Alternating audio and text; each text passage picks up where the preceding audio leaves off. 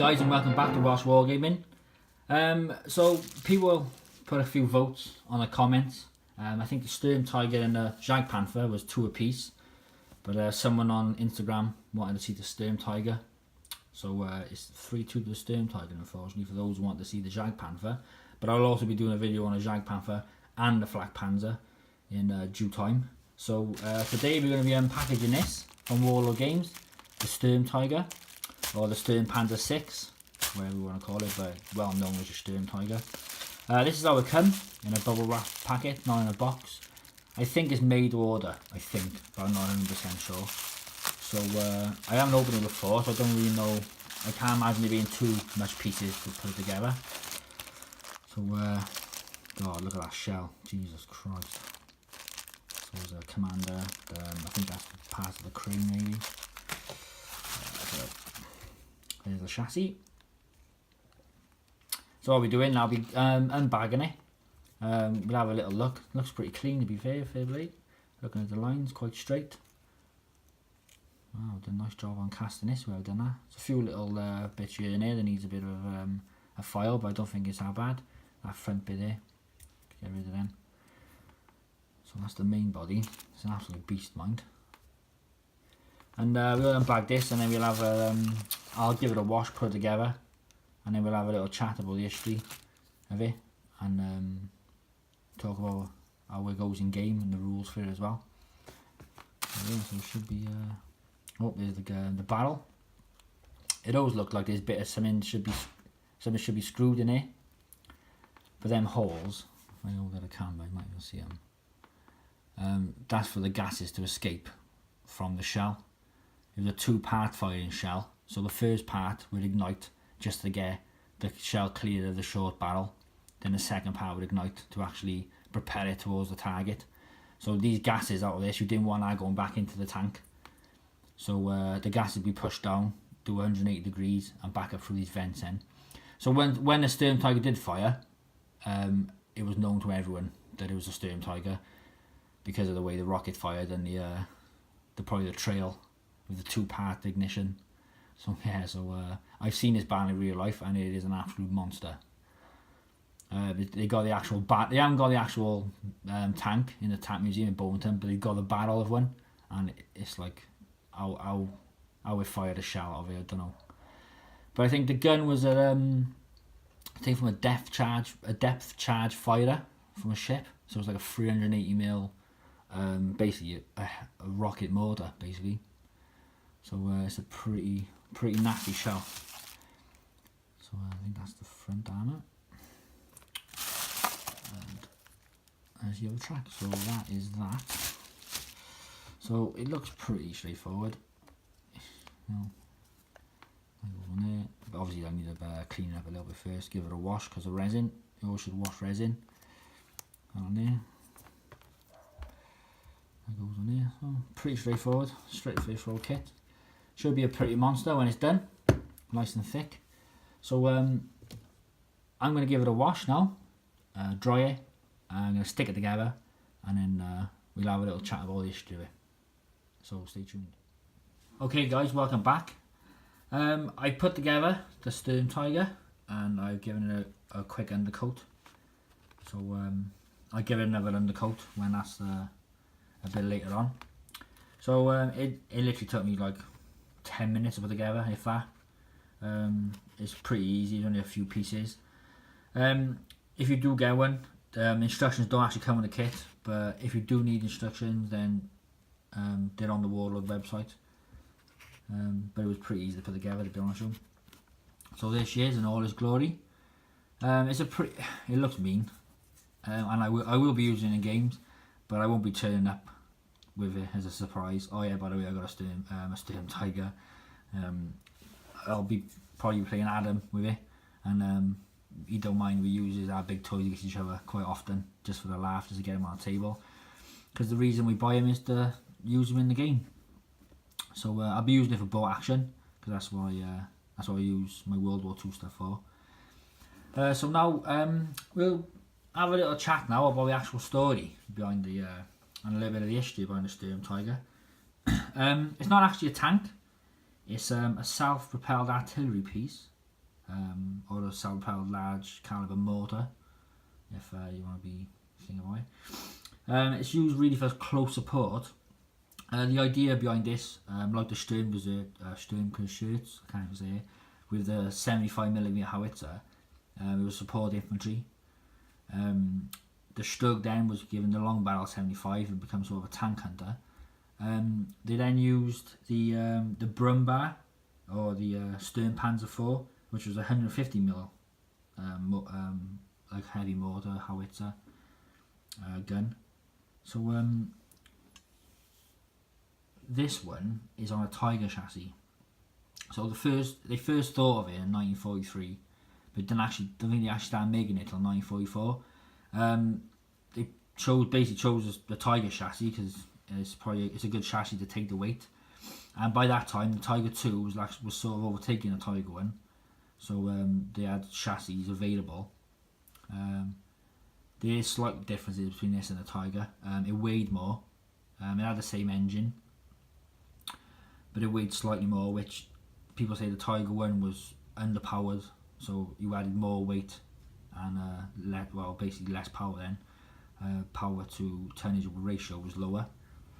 But that gun was a 380mm rocket propelled mortar, pretty nasty thing, to be perfectly honest with you. I wouldn't want to be in a building or a bunker if that bloody thing hit me.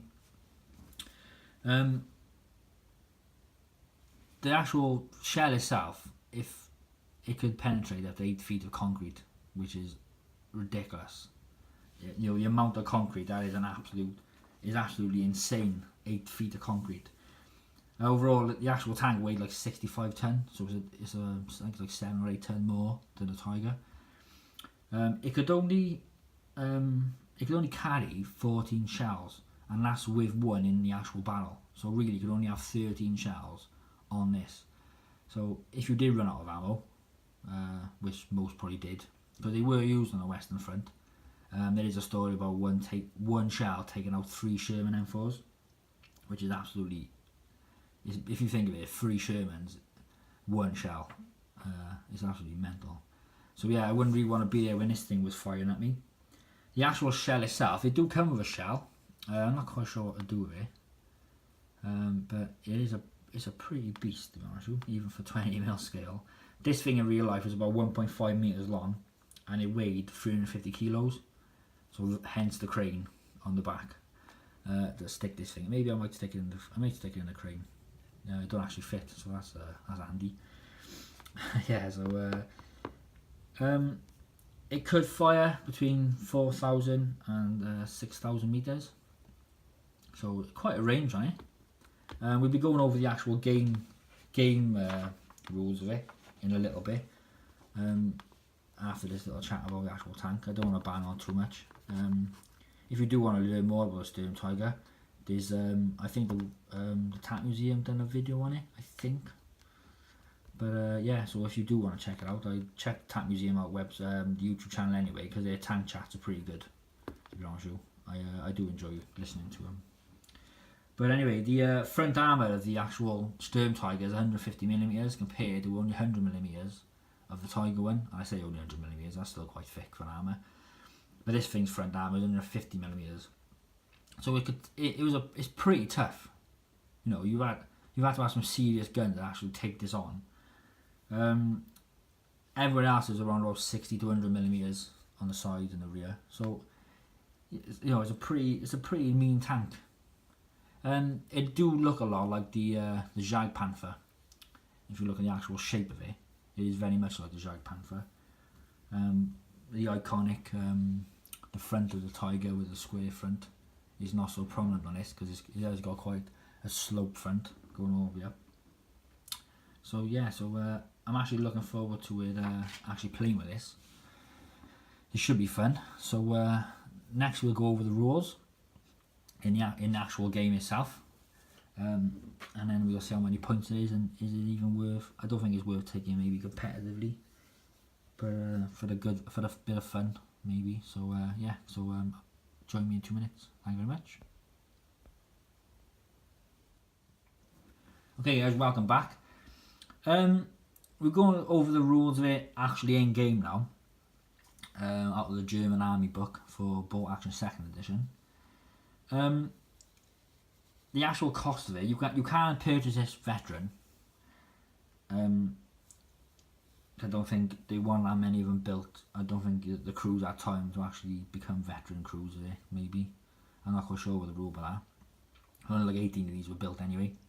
So there's not that many of them. I think there's one left, I think, in the Deutschland Tank Museum in Germany. There might be more around, but I think that's the only one I know of. But in experience, it's 384 points. So it's, in even experience, that's quite a lump of points if you're playing only like 1250, 1,000 point games. As a regular, it's 480 points. So it's pretty costly. Just for the gun itself is actually quite a beast. But so the weapons is one casement mounted forward facing rocket mortar and one forward facing hull machine gun, so front arc machine gun. It is a super heavy tank, so it is an 11 plus you need for the damage. So even with a super heavy anti-tank gun, you're still going to need a minimum of a 4, and at long range you need a minimum of a 5. Because not all the super heavy anti-tank guns ignore the -1 pen penalty for over half distance. You do get Tiger feel with it, obviously, because it technically is basically a Tiger. But the actual weapon, the actual main weapon itself, is a rocket mortar.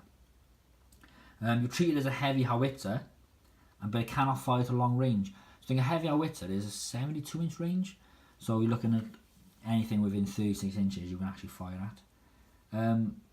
But the upside of that is the 380mm blast of this thing.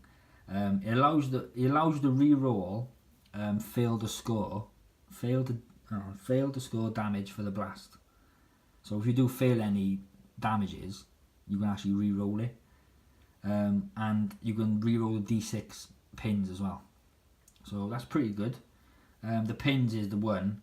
You could, if you hit someone with this, but basically with a 3-inch template, you're probably going to get most of the squad. You're gonna probably kill most of them. If you do end roll any ones, you can re-roll them basically, and you can re-roll the pins. So it is pretty naughty like that if you do it. And if it's in a building, it's even worse. It inflicts 4d6 hits on targets in buildings. So you've got 2 squads in a building and you manage to hit the building with this thing, 4d6 worth. That is insane. So, but it is a lot of points. So it's probably not worth taking in a competitive list because you're not going to be getting much more with this. So you could be quite outnumbered. But I will be taking it in a game. I'm looking forward to using it. To be honest with you, it is going to be a bit of fun seeing this rolling around the table.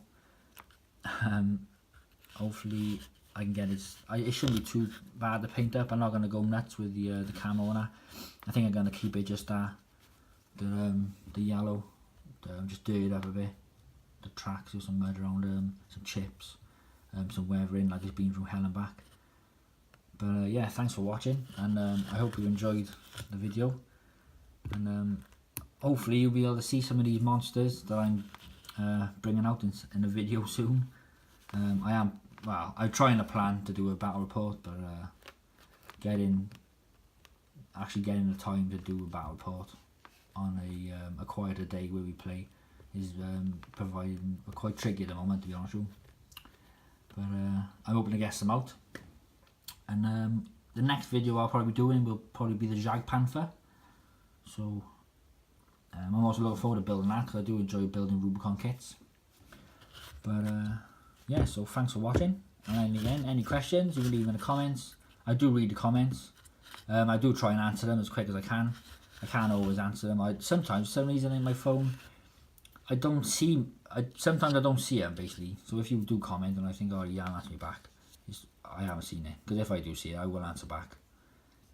But yeah, so thanks for watching guys, and happy hobbying.